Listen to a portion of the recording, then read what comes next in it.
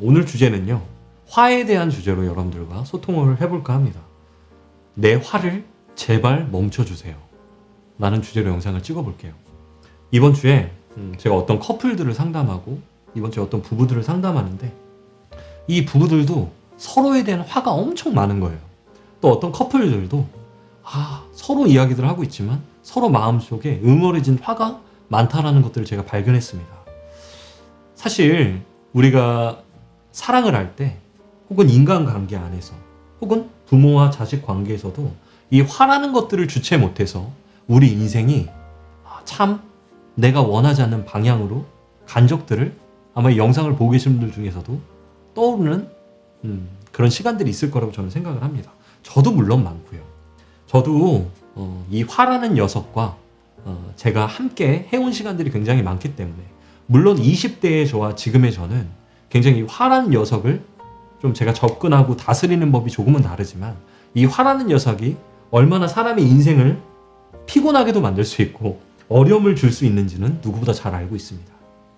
그러면 화에 대해서 우리 한번 생각해 봅시다. 여러분들, 우리는 왜 여러분들이 그토록 사랑하는 사람에게 왜 화를 낼까요? 혹은 내가 소중하게 생각하는 내 친구들에게 왜 화를 낼까요? 혹은 내가 무언지도 모르는데 왜 이렇게 화가 날까요? 생각해 보신 적 있습니까? 저는 있어요. 굉장히 오랫동안 생각해 봤어요. 왜? 저는 상담 일을 하잖아요. 그리고 누군가에게 이런 것들을 찾아드려야 되기 때문에 그렇죠. 화라는 건 사실은 이 세 가지를 꼭 기억하시면 됩니다. 따라 하셔야 돼요. 이 영상 보시면. 첫 번째, 기대감입니다.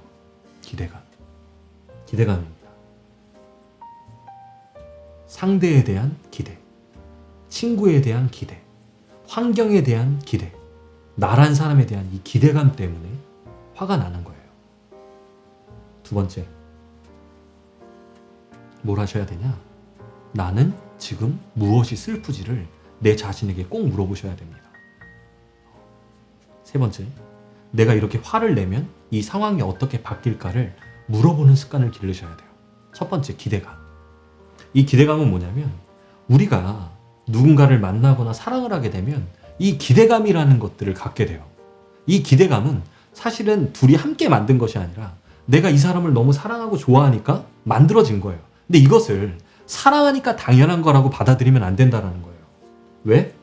이 기대감이라는 건 사실은 내가 만든 것이기 때문에 그렇습니다. 이 사람이 나한테 준 것이 아니라 내가 사랑한다라는 것들을 가지고 기대감을 계속 만들어 간다라는 거예요. 근데 이때 한 걸음 뒤로 물러나서 이렇게 생각해 볼 필요성이 있죠. 내가 이 사람을 사랑한다면 꼭 이만큼의 기대감을 가져야 하는 걸까? 라고 한 번쯤은 물어볼 필요성이 있어요. 이때 이 기대감의 시작은 사실은 이 상대방에 대한 기대감이라고 생각하시겠지만 사실은 나에 대한 기대감 때문에 그렇습니다. 이건 뭐냐? 나에 대한 기대감이라는 건 내가 이 상황들 안에서 어떻게 해야 되는데 그것이 잘 안 될 때 그 불만스러움이 내 안에서 바깥으로 뿜어져 나오는 거예요. 그러니까 이게 두 개가 충돌하는 거죠. 이 사람에 대한 기대감과 내 안에 있는 내가 원하는 것들을 못 얻고 불만감과 함께 섞여서 화로 나가는 거예요. 그러니 누군가를 정말 여러분들이 더 깊이 있게 사랑하고 만나고 싶다면 사실은 이 기대감보다는 이 사람의 있는 모습 그대로를 사랑해주는 것들로 마음을 조금은 더 단단하게 만드시는 게 좋다라고 저는 말씀을 드리고 싶습니다. 뿐만 아니라 나에 대한 불만함이 어디서 왔지?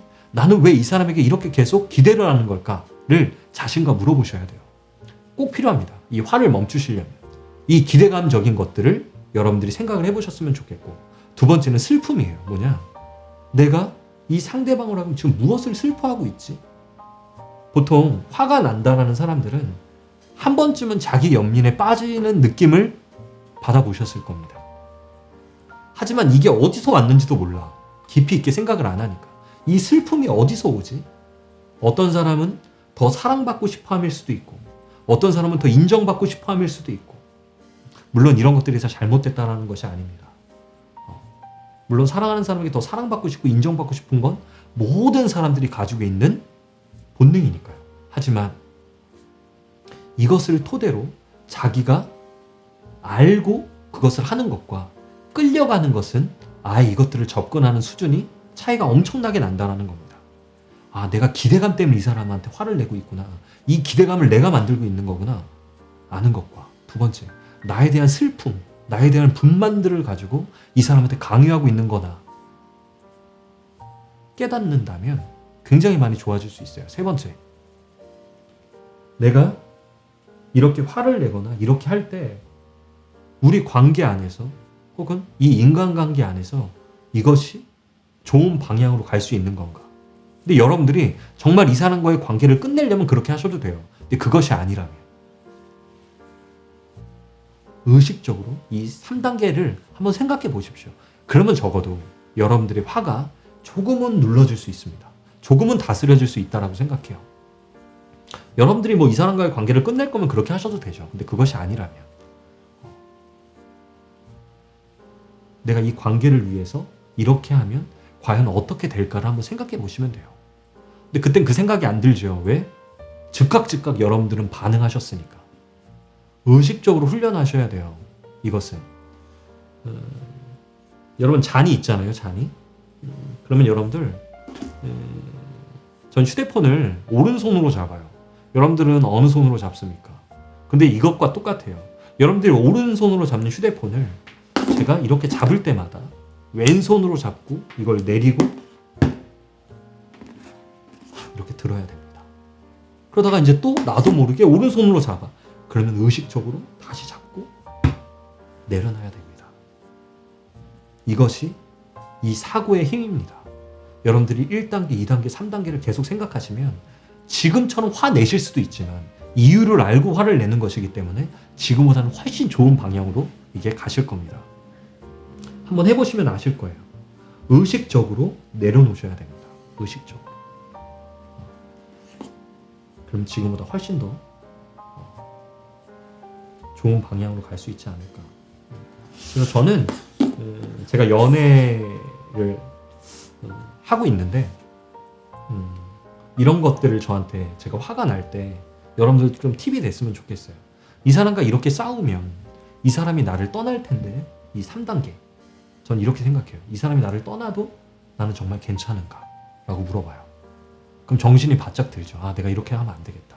이 사람이 나를 떠나고 우리 관계가 이렇게 되면 계속 깨질 텐데 이것을 내가 원하는 거야? 내 스스로한테 물어봐요. 아니잖아요. 그러면 화가 덜 나가요. 내가 추구하는, 내가 생각하는 사랑은 이런 게 아닌데 라는 생각이 감정적인 모습들에서 조금은 이성적으로 행동할 수 있게 저를 도와줍니다. 여러분들도 이것을 습관하셨으면 좋겠어요. 좋은 팁이 됐으면 좋겠습니다. 저는 여러분들의 사랑, 여러분들의 감정을 응원합니다. 이상 마크 최였습니다.